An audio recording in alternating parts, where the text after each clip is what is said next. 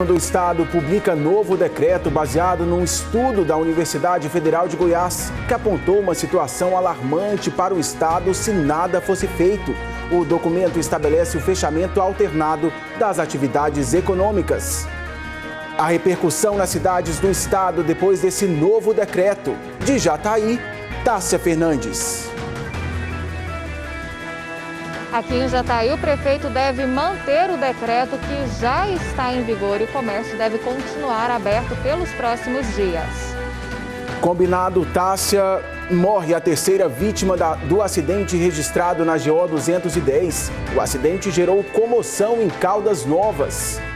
Bandidos arrombam a porta de uma igreja em Trindade e furtam as peças usadas nas cerimônias, como o sacrário, cálice e até uma imagem de Nossa Senhora Aparecida. A polícia procura os homens que agrediram o idoso em um bar de Catalão. E de Mineiros, um aniversariante todo feliz. O Luan, de 7 anos, tem o sonho de ser polícia. E ele ganhou um super presente. Tudo isso agora no seu Jornal Anhanguera.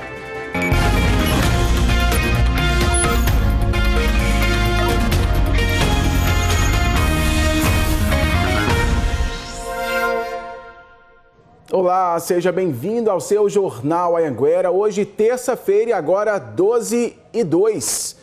O governo de Goiás decidiu publicar o novo decreto baseado num estudo da Universidade Federal de Goiás, que apontou uma situação alarmante para o Estado se nada fosse feito. O documento estabelece o fechamento alternado das atividades econômicas. Daqui a pouquinho, então, a gente traz todos os detalhes desse decreto para você. A validade do decreto em cada município vai depender de decisão da prefeitura. Será como é que ficou ali então nas cidades da região de Jataí? Quem tem os detalhes é a Tássia Fernandes. Ei, Tássia, boa tarde. Oi, Tiago, boa tarde para você, para todo mundo que acompanha a gente. Bom, aqui em Jataí deve continuar valendo o decreto que já está em vigor e que permite a abertura do comércio. Inclusive, nós estamos falando ao vivo aqui da Avenida Goiás, que é um dos principais centros comerciais aqui de Jataí. Movimento intenso agora nesse horário de almoço. Todo o comércio segue aberto, claro, com algumas medidas de segurança, né? Como, por exemplo, distribuição de álcool gel, tanto para os funcionários quanto para os clientes. Manter aí o distanciamento, lojas que vendem roupas e calçados, não é permitido experimentar essas peças. E esse decreto, então, foi estendido para mais 5 dias. O prefeito Vinícius Luz disse que no domingo deve publicar um novo decreto, então, com novas medidas. Até lá, segue valendo esse decreto de agora, que mantém aí a permissão para que o comércio funcione. Vou fazer agora um panorama de outras cidades aqui da região sudoeste, começando, então, por Caiapônia. Em Caiapônia, o prefeito Caio Lima disse que vai manter como está com o decreto que está valendo, que também permite a abertura do comércio. Isso por conta da pequena quantidade de casos confirmados no município. Segundo o prefeito, também não tem registro de transmissão comunitária em Caiapônia. Caiapônia tem hoje 5 casos confirmados de Covid-19. Em Chapadão do Céu, município que inclusive fez algumas barreiras para monitorar a entrada de pessoas ali no município, verificando temperatura, fazendo ali inclusive um cadastro dessas pessoas. Chapadão do Céu deve acatar essa recomendação do decreto estadual.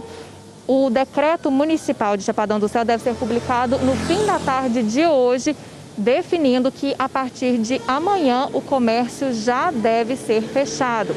Chapadão do Céu tem 50 casos confirmados de Covid-19.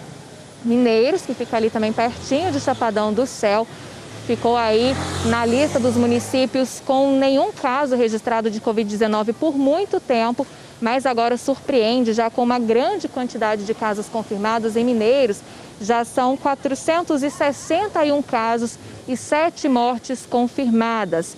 A Prefeitura de Mineiros participou ontem da reunião com o governador do estado, depois participou também de uma reunião com prefeitos aqui da região sudoeste E hoje está prevista mais uma reunião às 2 horas da tarde para decidir, então, se essa recomendação do governador vai ser ou não acatada, se o comércio em Mineiros vai ser ou não fechado.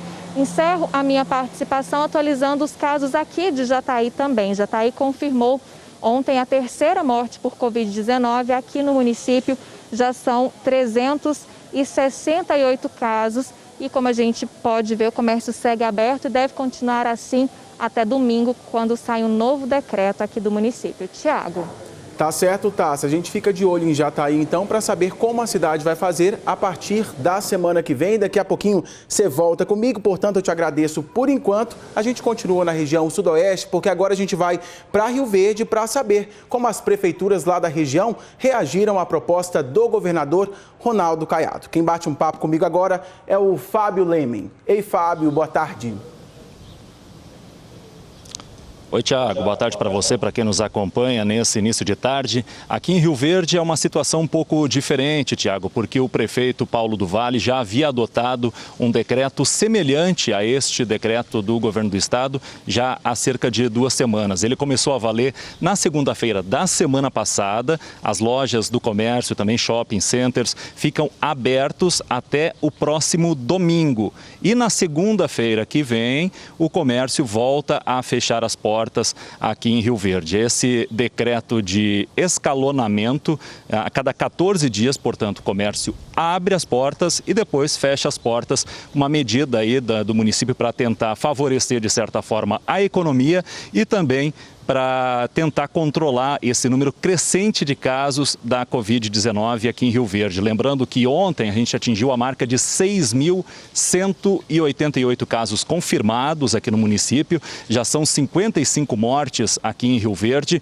e essa situação também se atinge outras cidades da região, já começa também a atingir outras cidades da região. É o caso de Santa Helena, o prefeito lá da cidade começou a fazer uma reunião com os prefeitos da região do entorno de Santa Helena para tentar também definir alguns critérios para estabelecer algumas medidas no município. Já em Quirinópolis tem outra situação bastante diferenciada, já que a gente até havia comentado aqui na semana passada, no J1 Regional, referente a essa situação de Quirinópolis, onde muitas pessoas haviam testado positivo lá na cidade. Mas agora tem uma outra informação de que tanto a secretária de saúde do município, o subsecretário de saúde, o secretário de governo e também a coordenadora da vigilância sanitária, todos eles testaram positivo para a Covid-19, com exceção do prefeito Gilmar Alves. O Gilmar Alves chegou a fazer o teste da Covid-19, mas ele testou negativo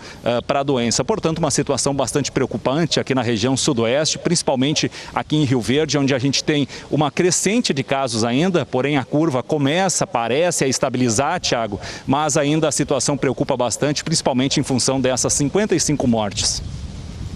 Tá certo. O Fábio Lemen fazendo então esse panorama ali na região de Rio Verde, mas a cidade Rio Verde já tinha adotado essa estratégia do governo do estado. E aí também, ô Fábio, teve essa testagem em massa. Eu quero saber se diante disso é possível saber se foi eficaz essa estratégia aí do município.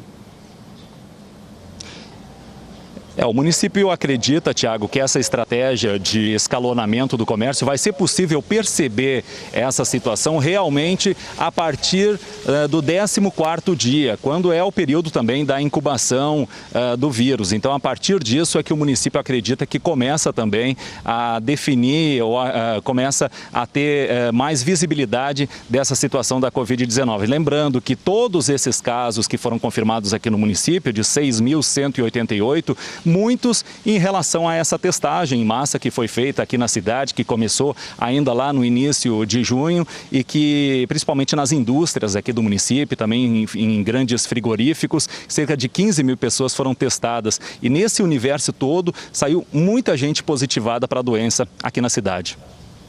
E os números não param de subir, de acordo com os pesquisadores. Obrigado, Fábio, por sua participação. Daqui a pouquinho você volta também.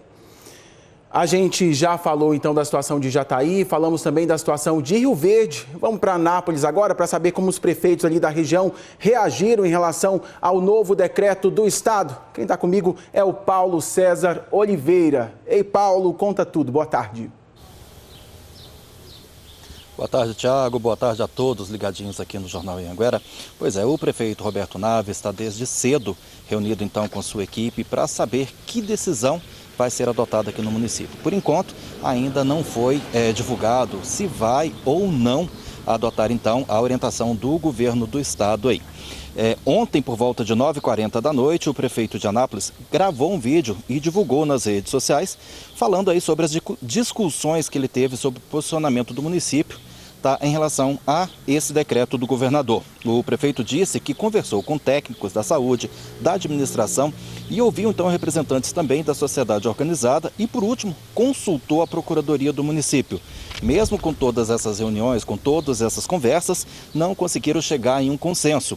E hoje voltaram então a se reunir para poder tomar a melhor decisão de funcionamento aqui para Anápolis. Por enquanto, não há então nenhum posicionamento. Entre as principais dúvidas que existe aí por parte do governo municipal, a gente tem aí a questão do DAIA, que é administrado pela AGETOP, que é do governo do estado. Então precisa também de entender como é que vai ficar o gerenciamento por parte do DAIA, se vai funcionar, se não vai funcionar. Então, parcialmente, o município tem esse imbróglio para poder acabar resolvendo, então, que parte da cidade pode funcionar e outra parte, que é a parte industrial, pode não funcionar. Vamos aguardar, então, para saber aí ao longo do dia como vai se posicionar oficialmente a Prefeitura aqui de Anápolis. Mas a gente também tem informações de outras cidades aqui da região. A gente agora vai falar de Jaraguá. A Prefeitura de Jaraguá tinha informado para a gente e mantém essa informação de que o município vai manter o decreto que já está em funcionamento lá, mas vai alterar algumas regras em relação a bares e restaurantes e que vai intensificar as fiscalizações nesses estabelecimentos. Mas, por hora, vai manter, então, o comércio aberto. Jaraguá tem 28 casos de Covid confirmado e 2 mortes. Só para a gente relembrar, Anápolis tem 831 casos de Covid e 15 mortes já. A gente também tem as informações aqui de Pirenópolis, a prefeitura da cidade, que já vem mantendo a cidade isolada, de turistas principalmente, desde o começo da pandemia. Disse que vai manter o decreto funcionando como já estava. Os turistas continuam impedidos, mas o comércio da cidade segue funcionando, então, para atender a população lá de Pirenópolis. Pirenópolis tem 9 casos e nenhuma morte. A gente traz informação também de Goianésia. Goianésia, que é uma das maiores cidades lá da região do Vale de São Patrício, até hoje de manhã tinha dito que ia continuar com os decretos que já estavam em vigor no município. Mas ainda pela manhã, o prefeito Renato de Castro informou que a cidade vai tomar algumas medidas e que vai ter, sim, alteração no funcionamento, com um novo decreto municipal que ainda vai ser publicado hoje. Então, a partir de hoje, fica decidido, então, que lá no município de Goianésia, o comércio pode funcionar até às 7 horas da noite. Os setores de alimentos, como bares, restaurantes e também de lanchonetes, só podem funcionar de segunda a sexta-feira, assim mesmo com entregas, com delivery. Não pode abrir para poder vender lá nos estabelecimentos. E que as igrejas só vão poder funcionar às terças-feiras até às 9 horas da noite, tá? E o que muda também é que nos finais de semana, sábados e domingos, em Goianésia, nada pode funcionar. Então, já valendo a partir de hoje, o decreto vai ser publicado ainda hoje à tarde. Tiago.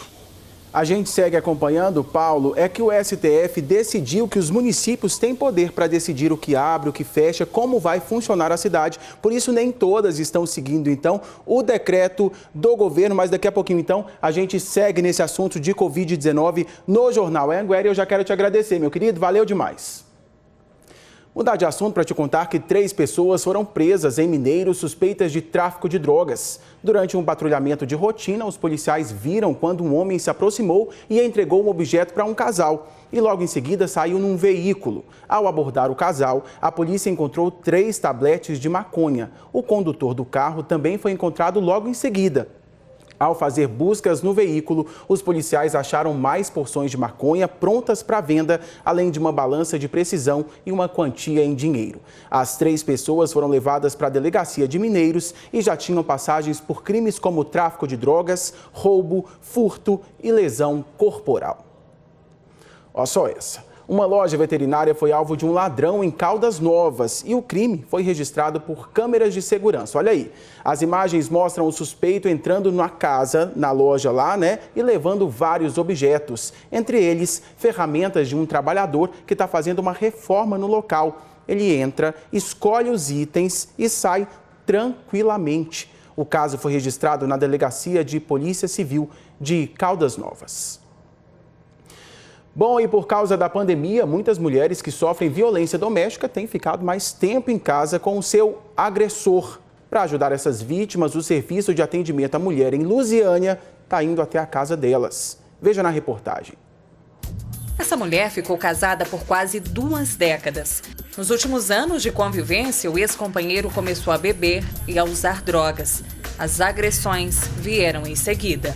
Primeiro chegava em casa bêbado, alcoolizado, querendo discussão. Às vezes eu discutia, às vezes não, porque você deixa a pessoa falando só até ela conseguir parar, E ele é daquele tipo, se você der corda, ele vai longe, Então perturbava a minha mãe, porque eu divido lógico com a minha mãe, Minha mãe, meus irmãos, todo mundo intervia. Já com essa mulher, as agressões começaram no início da relação. Dizendo que se não estava aceitando ele do jeito que era, é porque tinha outro fora de casa.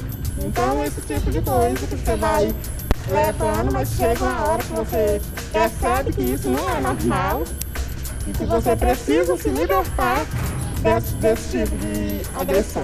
As 2 mulheres ficaram sabendo do Centro Especializado de Atendimento à Mulher em Lusiânia e pediram socorro. O CEAM oferece atendimento psicológico, social, além de orientação jurídico de graça. Em média, 18 mulheres recebem essa ajuda por mês e desde a criação do centro em 2014 foram 2.000 atendimentos. As vítimas de violência doméstica podem ser encaminhadas pela Delegacia da Mulher, do Ministério Público ou podem procurar o local de forma espontânea. Qualquer mulher em situação de violência, ela pode buscar junto ao CEAM para tirar dúvidas, esclarecimentos. Ela vai lá ter todo esse suporte, esse apoio, assessoria jurídica em suas necessidades. Toda última quarta-feira do mês, a equipe vem até o Jardim Ingá, que é um bairro aqui em Lusiânia. E a mulher que não pode sair de casa recebe uma visita domiciliar. Para essa vítima de agressão, o primeiro passo para se livrar dessa situação é denunciar e depois procurar ajuda. Hoje eu procuro apoio lá do CEAM, porque lá encontrei pessoas que me ouvem sem me criticar. Lá eu vejo que tem outras mulheres igual a mim, que estão lá também procurando ajuda. O resgate da autoestima, o resgate do eu, a autovalorização dessas mulheres, delas entenderem que foi um processo doído, mas pode passar. Aí, a gente está falando desde o começo do jornal sobre a reação das prefeituras do estado inteiro em relação ao novo decreto do governo do estado. Daqui a pouquinho, inclusive, a gente vai falar mais sobre ele, porque agora, ao vivo pela internet, a gente conversa com o secretário estadual de saúde, Ismael Alexandrino. Secretário, boa tarde para o senhor. Na última participação com a gente aqui no Jornal Anhanguera, o senhor disse que o número de casos iria aumentar em Goiás. Eu quero saber se o estado está pronto para cuidar desses doentes. Boa tarde. O estado de Goiás ele se preparou de tudo que estava ao seu alcance, ampliou a rede, estruturou as suas unidades, Os hospitais de campanha foram montados, 5 unidades de hospitais de campanha. Os demais que existiam, eles foram ampliados em sua estrutura. Nós adquirimos ao todo 1.503 equipamentos, contratamos 1.950 pessoas e adquirimos mais de 4 milhões de EPIs. Então o estado ele se preparou para enfrentar este momento, que seria um momento de pressão sobre o sistema de saúde, e agora o que a sociedade necessitar é o que a gente vai prover de forma descentralizada, porque nós não concentramos nossas forças somente em Goiânia e região metropolitana. Hoje, Todas as macro-regiões do estado têm leitos de unidade de terapia intensiva. Secretário, a gente está vendo a reação das prefeituras aí pelo estado afora em relação ao decreto do governo. Eu quero saber se é possível estimar, se as pessoas seguirem esse novo decreto, é possível falar em quantas vidas salvas? Olha, são números que acabam ficando especulativos, né? Vidas salvas. Então, assim, eu prefiro, do ponto de vista de gestão, lidar com dados concretos. E o que nós temos de concretos são o número atual de casos, o número atual de óbitos e o que foi possível expandir a estrutura, de forma que até hoje nenhum paciente que precisou da unidade de saúde em Goiás ficou sem a sua assistência. Então, essa questão dos números futuros, eu deixo ela para os estatísticos, né? Eu prefiro trabalhar com aquilo que a gente tem em mãos. Mas quando a gente fala de isolamento, certamente vidas são salvas, não é isso? Certamente. E o isolamento, para deixar muito claro, né, isso eu tenho falado há mais de 90 dias, ele não depende necessariamente de um decreto. Ele depende muito mais de consciência nossa, né, da própria população, né, para ter comportamentos nesse sentido. Então, sei que foi divulgado um novo decreto do governo do estado, né, é legítimo. Cada prefeito, de acordo com o STF, pode fazer o seu decreto, né? Mas independente de decretos, eu acho que o comportamento populacional, né, como as pessoas se interagem, tem uma importância fundamental, né? O uso da máscara, o distanciamento de mais de 1 metro, evitar fazer festinhas aqui e ali, então isso realmente tem grande impacto. Questão de consciência, né, secretário? Hoje está para ser inaugurado o HCamp de Itumbiara. Qual é a realidade do hospital lá? Tudo pronto? Olha, o HCamp de Itumbiara é uma grande conquista do governo estadual, né? É um hospital que por muitos anos ele ficou fechado em Itumbiara. Então hoje nós estamos inaugurando 20 leitos de unidade de terapia intensiva. Esse investimento ele é todo estadual, né?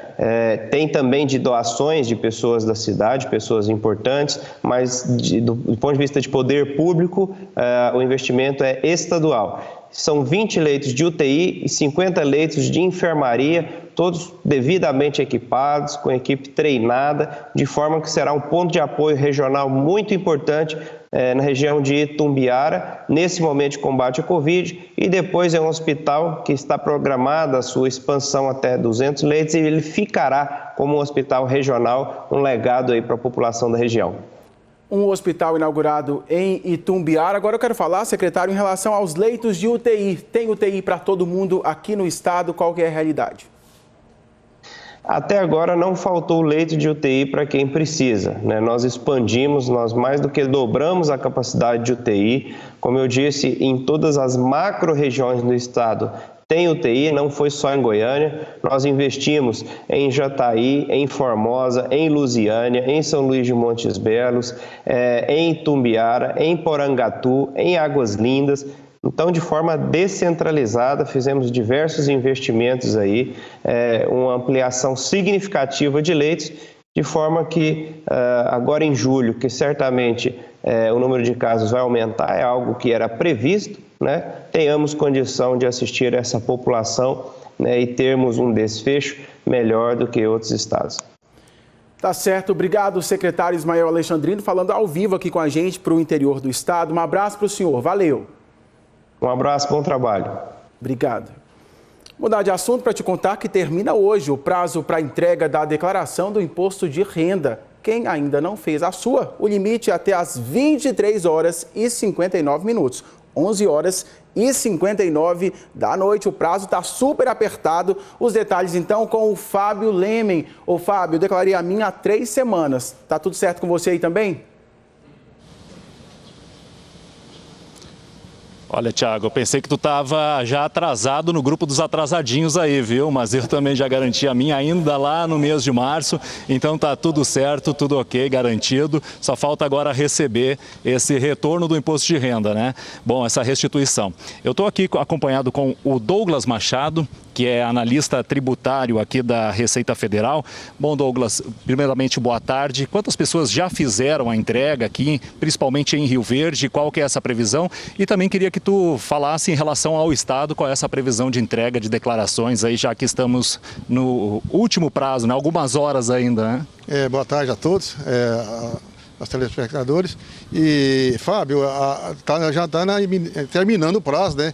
Inclusive era 2 meses de prazo, passou para 4 meses. E aí agora falta em torno de 10%, porque 90% já foram entregues. Aqui em Rio Verde, a previsão é de 36 mil declarações, já foram entregues 34 mil, em torno de 34 mil. A nível estadual também a mesma previsão também. Em torno de 1 milhão de declarações, já foram entregues 960 mil declarações a nível estadual, tá? Então o prazo termina hoje, né, dia 30 de junho, tá? Às 23 horas, 59 minutos e 59 segundos, tá? Então é o último prazo agora, não tem prorrogação mais. Ou seja, já teve um prazo esticado aí, né? Sim, o prazo inicial era de início de março, né, até o final de abril. Aí dobrou o prazo por conta da pandemia. E por conta da pandemia, o pessoal mais em casa, mesmo assim, ainda teve muita gente que não entregou. Porque dilatou o prazo, sempre a tendência do ser humano é relaxar naquela obrigatoriedade dele. Vou deixar para frente, vai enrolando, vai passando, e o dia chega. E chegou hoje mesmo. Então hoje é o último prazo para a entrega da declaração do Imposto de Renda 2020. Não deixe para entregar na última hora, porque o sistema pode o quê? Congestionar e a pessoa entregar fora do prazo, aí vai ter as penalidades. E por falar de penalidade, quem entregar fora do prazo vai estar sujeito a multa por atraso de entrega da declaração, tá? E quem deixar de entregar, o CPF pode ser o quê? Suspenso. E suspendendo o CPF, vai dar problema para ele, igual aconteceu agora na pandemia. As pessoas foram receber o auxílio emergencial. O que aconteceu? Deu transtorno, filas, e aí né, foi aquela correria toda. Então a gente pensa que nunca vai dar problema, mas depois, na hora, você fazer um empréstimo, regularizar, fazer um concurso público, seu CPF está com pendência. Tá certo, Douglas. Agradeço muito a gentileza da participação aqui no Jornal Anhanguera. E o pessoal, então, portanto, Thiago, tem só até a meia-noite para fazer essa entrega da declaração do Imposto de Renda. Voltamos contigo. Agora tem que correr. Eu também estou igual a você, só esperando a minha restituição. Valeu demais, Fábio. Agradeço ao seu entrevistado. Olha aí, 3 funcionários comissionados da Prefeitura de Ouvidor foram presos em flagrante por peculato. Eles estavam usando máquinas da Prefeitura de Ouvidor para fazer serviços numa fazenda particular. As máquinas são essas aí, ó, uma pá carregadeira e um trator, todas da Prefeitura. A polícia contou que quando chegou na fazenda, que fica em Catalão, as máquinas trabalhavam na produção do silo para o gado. Os servidores que estavam no local do flagrante foram levados para a delegacia de Catalão. A delegacia regional disse que não cabe fiança para esse tipo de crime. Os 3 homens estão à disposição da Justiça. A nossa produção entrou em contato com o prefeito de Ouvidor, Onofre Galdino, mas as nossas ligações não foram atendidas e até o momento não tivemos retorno. Morreu hoje pela manhã a 3ª vítima do acidente registrado na GO 210 entre Marzagão e Água Limpa. Ontem nós te mostramos esse acidente aqui no Jornal Anhanguera. Michele Prata era assessora da Superintendência Municipal de Trânsito de Caldas Novas e estava no carro com outras 4 pessoas. O motorista perdeu o controle e o veículo saiu da pista. 2 servidores morreram no local do acidente. Larissa Mesquita, que era secretária do prefeito, e Leonardo Marinho, superintendente da SMT. Outras 2 pessoas tiveram ferimentos leves e passam bem. Michele teve várias fraturas pelo corpo e estava internada em estado grave. Ainda não há previsão do velório e enterro. O decreto de Goiás decidiu publicar o novo decreto. O governo, na verdade, publicou o novo decreto baseado no estudo da Universidade Federal de Goiás, que apontou uma situação alarmante para o estado se nada fosse feito. O documento estabelece o fechamento alternado das atividades econômicas. Vamos ver o que diz o decreto. O novo decreto adota o sistema de revezamento com 14 dias de suspensão das atividades econômicas e depois 14 dias de funcionamento. Algumas atividades não entram no decreto e continuam proibidas mesmo nos 14 dias de abertura. São eventos públicos e privados, presenciais de qualquer natureza, inclusive reuniões e o uso de áreas comuns de condomínios, academias de ginástica, espaços infantis e outros lugares, consultas e procedimentos ambulatoriais em 50%. Essa regra não vale para serviços de atenção primária. Também são considerados essenciais e funcionam normalmente cemitérios e serviços funerários, distribuidores e revendedores de gás e postos de combustíveis, hospitais e clínicas veterinárias, comércios de insumos e alimentos veterinários, comércios de produtos agropecuários, bancos e casas lotéricas, produtores e fornecedores de serviços de saúde, higiene e alimentação, indústrias de insumos e produtos essenciais à saúde, vida humana e animal, call center das áreas de segurança, alimentação, saúde e utilidade pública, atividades de informação e comunicação, segurança privada, transporte coletivo e privado, incluindo aplicativos e transportadoras, empresas de saneamento, energia elétrica e telecomunicações, hotéis e correlatos para abrigar pessoas que trabalham em serviços essenciais com limite de 65% da capacidade. Estabelecimentos que produzam equipamentos e insumos para o combate à Covid-19, obras da construção civil de infraestrutura do poder público, de interesse social, penitenciárias, do sistema socioeducativo, de energia, saneamento e de hospitais. Comércios e indústrias que forneçam insumos para essas obras, comércios e serviços mediante serviço de entrega, atividades de manutenção, conservação do patrimônio e controle de pragas urbanas, atividade de suporte, manutenção e fornecimento de insumos necessários aos serviços públicos e liberados para funcionar.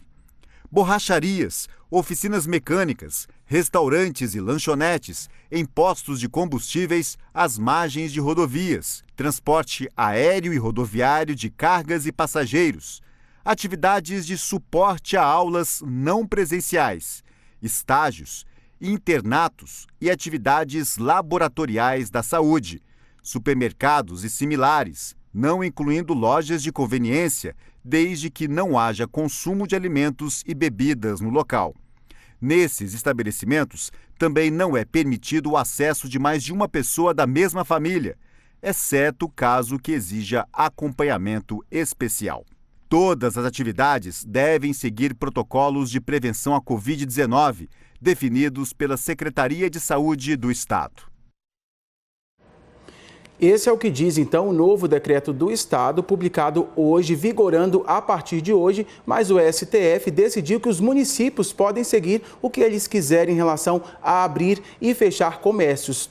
No começo do jornal, a gente fez um panorama, fez um giro aí, então, por várias cidades do estado. A gente foi para Jataí, a Tássia Fernandes atualizou, então, a situação do decreto de várias cidades. Inclusive, Jataí começa a vigorar um novo decreto a partir da semana que vem. A gente, claro, segue de olho nessa história. Fomos também para Anápolis e fomos também para Rio Verde. O número de casos aqui em Goiás confirmados, 23.192 casos. O governador Ronaldo Caiado fala agora uma entrevista com a repórter Giovana Dourado para o Jornal Anhanguera, primeira edição, que é transmitido para Goiânia e também a região metropolitana. Mas a gente vai acompanhar, então, parte dessa entrevista com a Giovana. Vamos ver. Abrir primeiro para depois fechar, por que não começar, então, com essa abertura? Boa tarde. Boa tarde. Em primeiro lugar, muito obrigado aí por poder falar ao Jornal Anhanguera, é dizer que, neste momento, é hora da gente pedir muito a compreensão das pessoas. Nós analisamos muito, fizemos o que foi possível, ampliamos a rede hospitalar, mas, neste momento, nós estamos tendo um crescimento enorme do número de contaminados.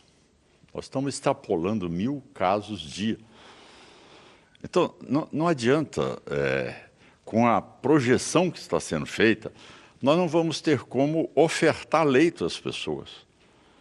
Este é o fato.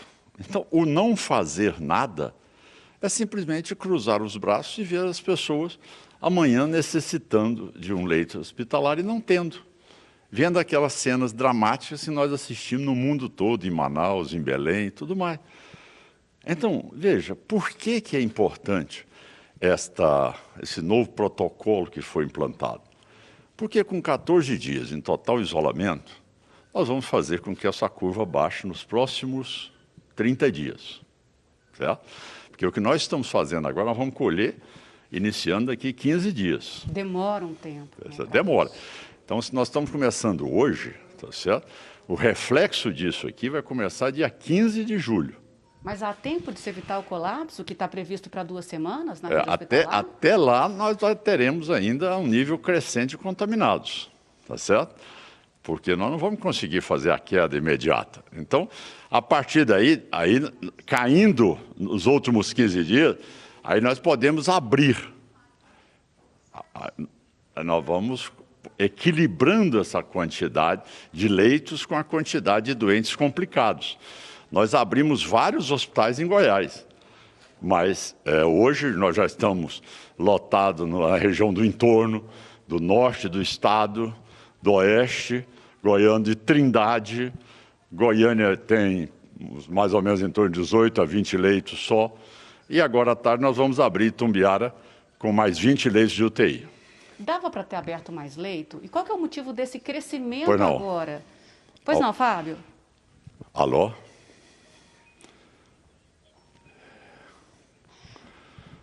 A casa é sua, Fábio.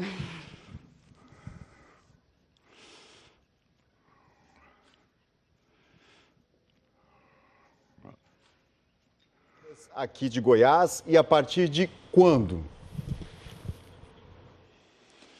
Olha, sinceramente, diante do quadro que foi apresentado pela Universidade Federal de Goiás ontem, com base científica, eu espero, tá certo, a adesão dos 246 municípios do estado de Goiás. Já desde quando?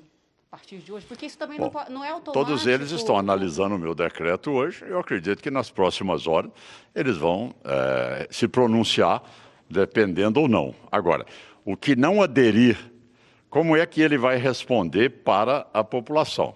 Como é que ele vai prestar contas amanhã no aumento do número de pacientes complicados e que evoluem a óbito naquele município? Porque o município que está fazendo a tarefa de casa, tá certo? E vê o vizinho simplesmente liberando total, ele vai dizer, olha, não é possível nós termos o mesmo tratamento quando uma pessoa realmente está fazendo o trabalho e o outro simplesmente está lá abrindo para bares, boates, shows e tudo mais. Mas para a população é necessário esperar o decreto municipal ou o que foi publicado ontem à noite pelo governo do estado está valendo em todo o território goiano? Não, o decreto, pela decisão do Supremo, o decreto vale naquilo que é prerrogativa do governo. Ó. Prerrogativa do governo faz em relação aos funcionários públicos estaduais, faz em relação a shoppings, em relação à parte de indústrias, tá certo? Mas na parte de comércio, onde se tem a maior circulação de pessoas, tá certo? Neste momento, isso é uma matéria que ela é restritiva ao município, conforme a deliberação do Supremo Tribunal Federal. Governador, a que se deve esse aumento de casos tão significativo a ponto de colocar já em risco de colapso toda a rede no estado de Goiás? A que se deve isso? O que falhou? Bom, a verdade, e aí falo como médico que sou, na verdade nós sabíamos que o processo iria intensificar. A disseminação você nunca consegue controlá-la. Para você ter uma ideia, os 100 primeiros casos em Goiás nós seguramos por 39 dias. Então, durante 39 dias, nós tínhamos em Goiás apenas 100 casos confirmados. Hoje nós temos 23 mil casos confirmados. Nós temos mais de 1.000 casos confirmados por dia agora.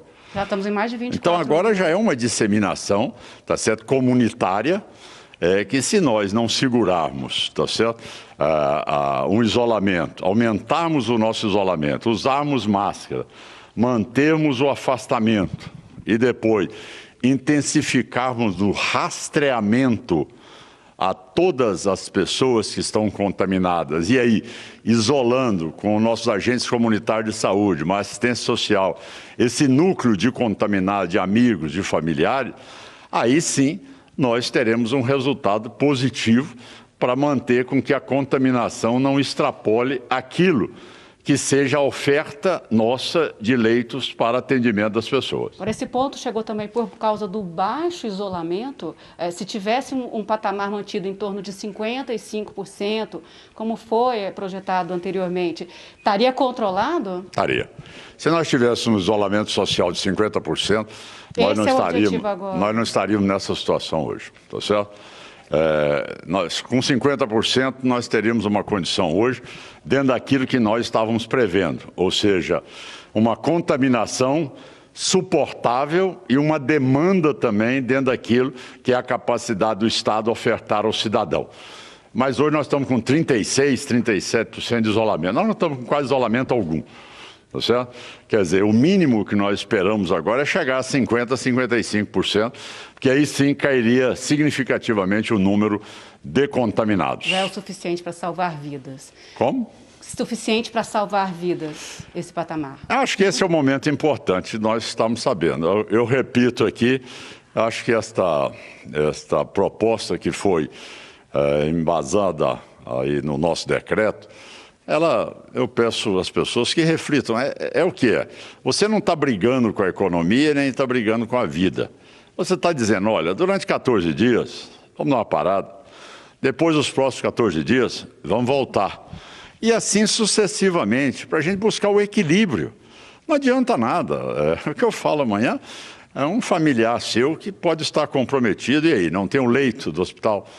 Quer dizer, é correto isso? Não é. Agora, não tem uma fórmula mágica de deixar todo mundo caminhando por todo lado, tá certo? E que não haja o risco que está ocorrendo hoje em Goiás. É preferível nós tomarmos medidas mais duras neste momento e termos um melhor resultado do que simplesmente cruzarmos os braços dizendo, olha, eu já fiz o que foi possível, os prefeitos não quiseram. Não, eu não sou assim.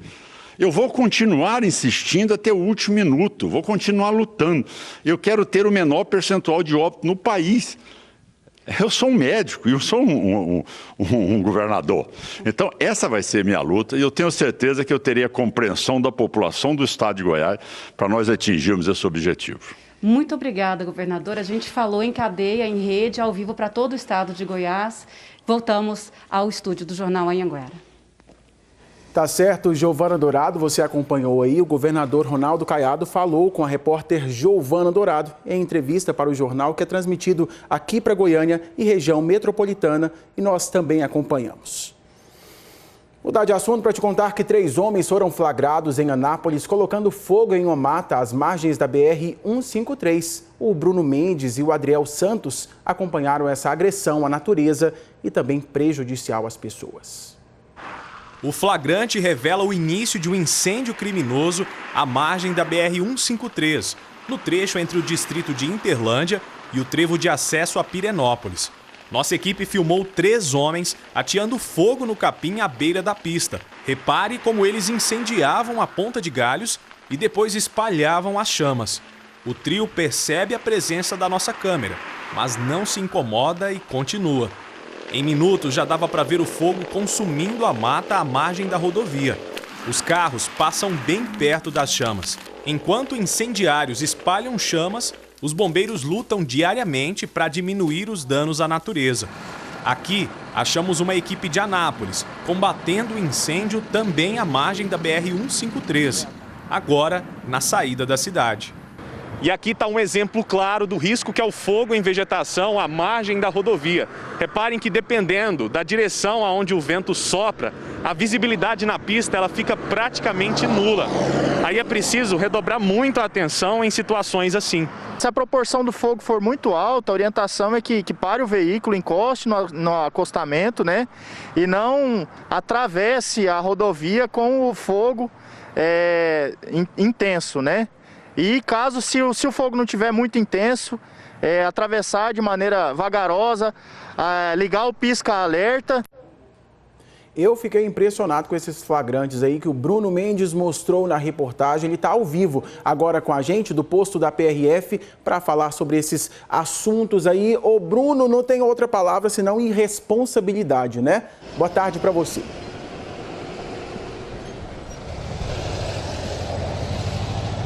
E muita revolta, viu, Tiago? Boa tarde para você, para todo mundo que está nos ouvindo, está nos assistindo em todo o estado. Olha, são imagens que causam sim revolta, porque a gente imagina, né, olhando para dentro daquela mata ali, pegando fogo, os animais, quantos bichos, quantas árvores, né, que acabaram destruídos pela ação irresponsável desses homens. A gente, inclusive, continua tratando desse assunto, agora com a Polícia Rodoviária Federal, inclusive um xará seu, viu, Tiago? O Tiago Rodovalho, que é inspetor da PRF, está aqui com a gente. Esse tipo de ação nas rodovias tem sido comum? Vocês são chamados para ocorrências assim com frequência? Boa tarde. Boa tarde a todos. Com a chegada do período de estiagem, é natural que a vegetação ela fique propícia para esse tipo de acontecimento, né?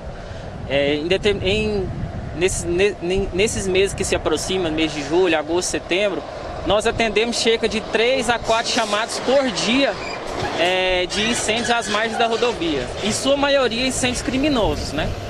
Um ou outro ali a gente consegue identificar que não foi criminoso, é o proprietário de uma propriedade rural que está colocando fogo ali no seu pasto. Inclusive, nós aconselhamos a não fazer esse tipo de procedimento sem seu devido conhecimento. O principal problema que nós visualizamos com as queimadas é a redução da visibilidade dos veículos que trafegam sobre a rodovia. Principalmente na BR-153, onde vocês flagraram as imagens, nós temos um traçado de pista simples, com a vegetação bem próxima à pista.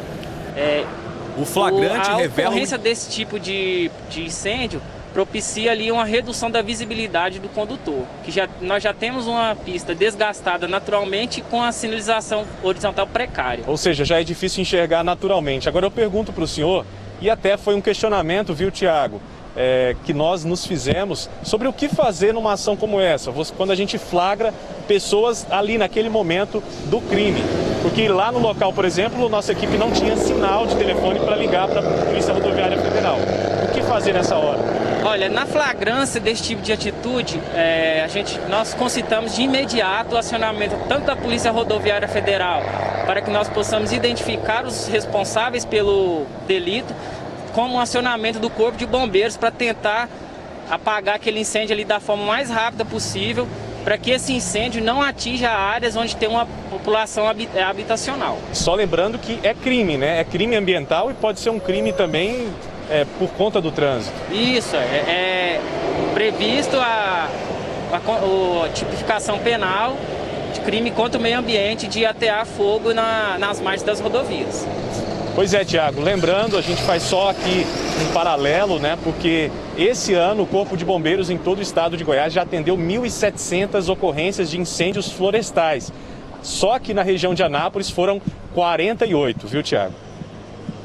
700, e é triste lembrar, Bruno, que só estamos no começo, que essas pessoas tenham consciência e não pratiquem esse tipo de crime aí, porque de fato é um absurdo.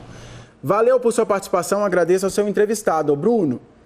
Olha, 12h49, o jornal está passando tão voando, eu estava sentindo falta de ler as participações, mas chegou a hora aqui, coisa boa. Mandar abraço para a Márcia de Porangatu, ela é lá do Senhora da Piedade. A Lidiane diz que não perde um só J1, pessoal de Quirinópolis, ligadinho também. A Tayla, a Mônica, o irmão Davi. O Tiago mandou oi para mim, eu sou a Glória e o Joaquim.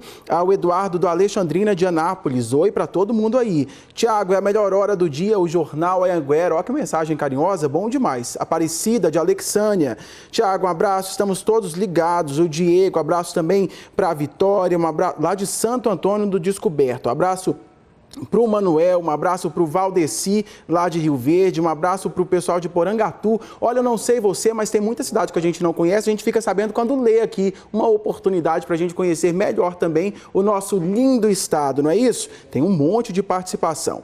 João, Pedro, Mirazene, Mateus, Maria de Porangatu estão ligadinhos aqui na gente. Também estão ligadinhos o pessoal lá de Lusiânia, tá ligadinho aqui na gente. Uma galera de São Simão, Cleimar. Abraço também para Missilene. E ó, o que chega de mensagem brigando com a gente. Ah, eu não vou mandar mais porque você não dá um alô pra gente. Tenha calma, são muitas mensagens. Daqui a pouquinho, quem sabe, a gente consegue ler a sua, beleza?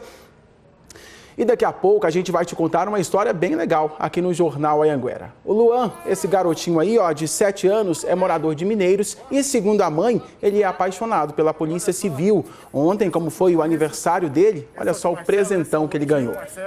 O policial Vinícius e o escrivão Adriano foram até a casa do garoto e levaram para ele um bolo, docinhos e, claro, o uniforme da Polícia Civil. Mas não acaba por aí não. Daqui a pouquinho eu te conto a história completa.